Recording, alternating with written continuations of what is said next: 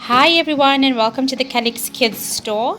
So today I got a special request from my mum. It's day 2 of putting up our main Christmas tree, and she asked for a nice hot chicken curry and bursting potatoes, as she puts it. So I'm going to show you a step-by-step process of how I make my homemade chicken curry. On this plate you're going to see that I've sliced up 1 whole onion. I've got fresh thyme that's rinsed and dry. I've got 1 clove of garlic that's chopped up. I've got diced garlic from the store, and then I've got homemade ground ginger and garlic with a bit of dhania, mint and curry leaf. Then you've got whole biryani spices. You can see there's some fennel, there's an aniseed, there's the black elaichi and whole cinnamon stick. So I marinate my chicken before I actually braise it in the pot, and I marinate my chicken with a teaspoon of ground Kashmiri masala, a teaspoon of Bombay masala, a teaspoon of chicken masala, and a teaspoon of wet masala. Okay, so let me just move my jars aside.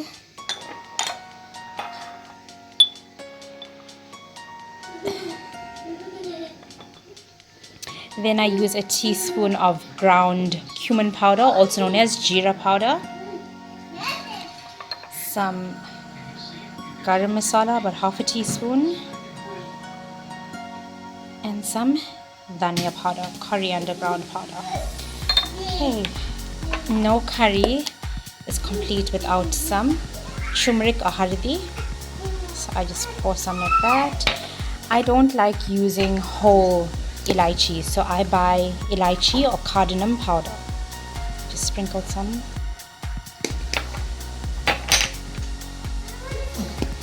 I also add a dash of ground cinnamon powder, and lastly some pink Himalayan salt. Okay, then I mix this all together. I use my hands, so I'm going to get a bit dirty. I'll show you what it looks like once it's mixed up. Okay, so this is what the chicken looks like once it's marinated. So I just use free range chicken, de-skinned and cut up. Once it's all marinated nicely, I'm going to start braising these ingredients in the pot. So I'll show you how that looks now. So this is my favorite curry pot. It used to be non-stick, but unfortunately all the non-stick coating has come out. I've turned the stove on and I'm now heating it. And a teaspoon of pure butter ghee.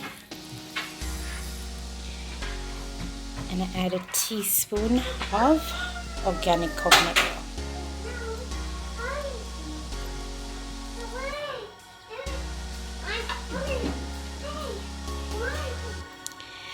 Now I'm going to add my onion, thyme and whole spices.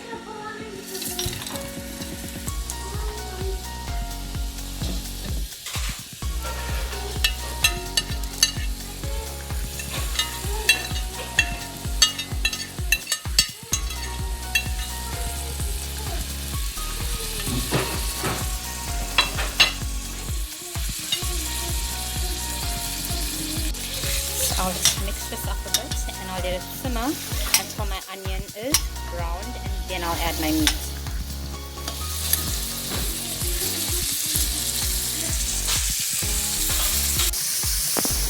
So from the sound of the sizzle, you can see that the onions are browning. I think that I need to add a bit more oil. It looks a bit dry. So I'm just going to add a bit more of the coconut oil. Obviously not everybody uses coconut oil or pure butter ghee, but the reason why I like to braise with these particular types of oils, firstly it's healthier, and anything in its purest form is good for you. So I'm going to just close the lid and let that sizzle a bit.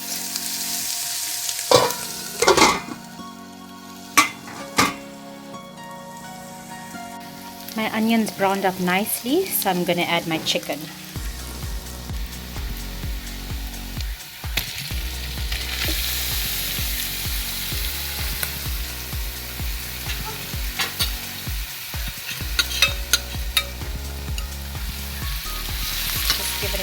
stir.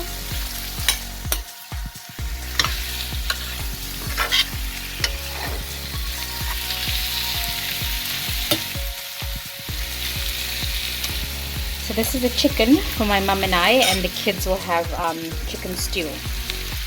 I'm going to let my chicken simmer for about, say, another 10 minutes before I add boiling water to the pot. So while I've been creative in the kitchen, my mum's being creative with the Christmas tree. She's really outdone herself. I mean, I don't know how she does it. I just don't have this kind of creativity when it comes to decorating anything.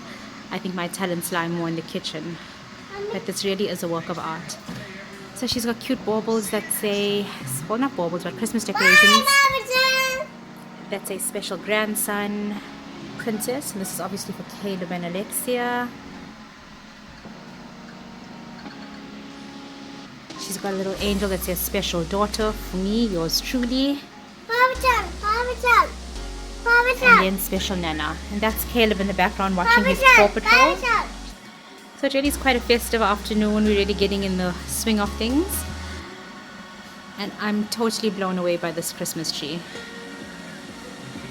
It really puts a spin on...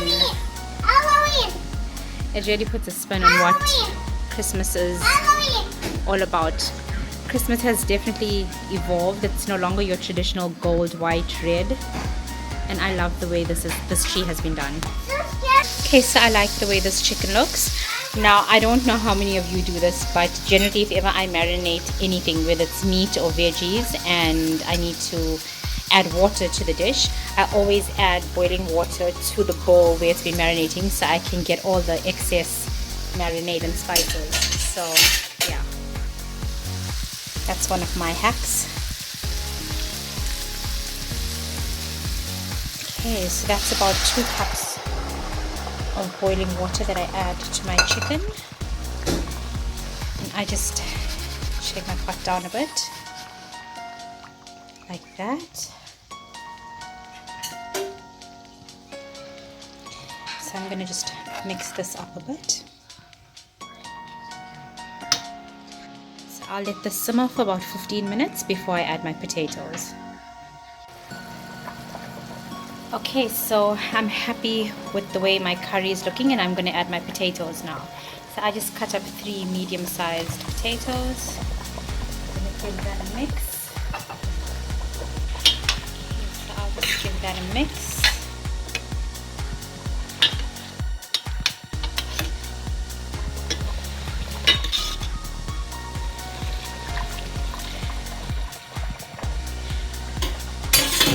So let me explain why I use the masalas that I did. I like the Kashmiri masala for the color that it gives the curry. I like the wet masala for the flavor, and I use chicken and Bombay for heat. So I'm going to let that simmer probably for about 20 minutes or so until my potatoes are nice and soft.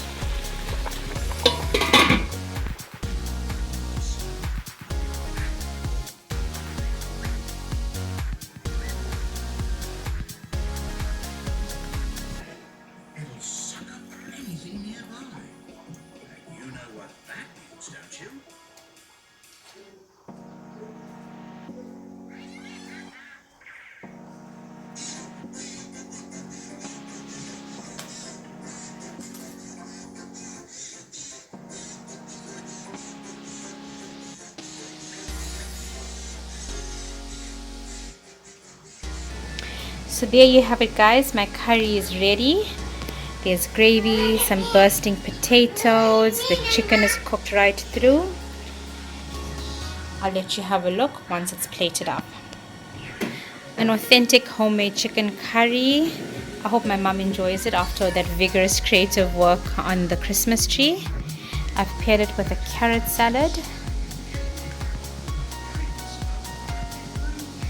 I'll let you know what she thinks once she's done with dinner.